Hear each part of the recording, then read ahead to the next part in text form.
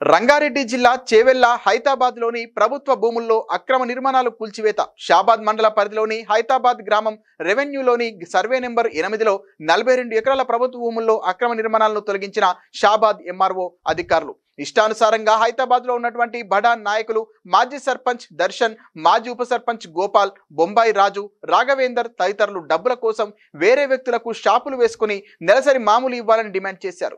ఈ విషయం అధికారులకు తెలియడంతో అధికారులు ప్రభుత్వ భూములలో అక్రమ కట్టడాలను జేసీబీ సహాయంతో తొలగించారు. ప్రభుత్వ అధికారులను ఇలాంటివి జరగకుండా అక్రమ నిర్మాణాలను అరికట్టాలని గ్రామస్తులు కోరారు.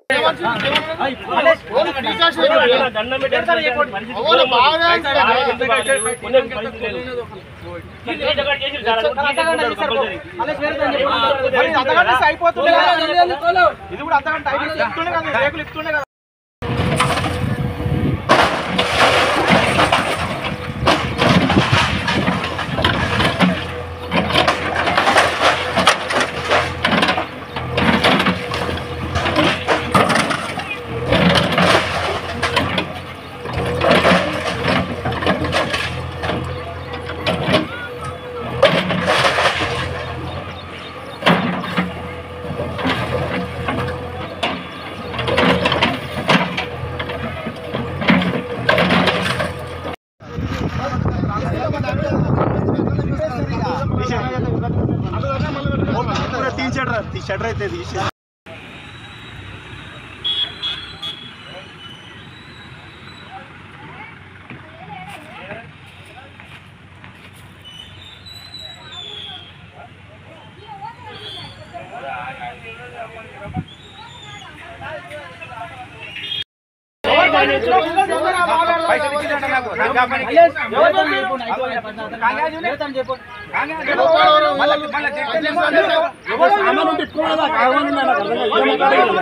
అన్ని మనమే మాట్లాడతామన్నా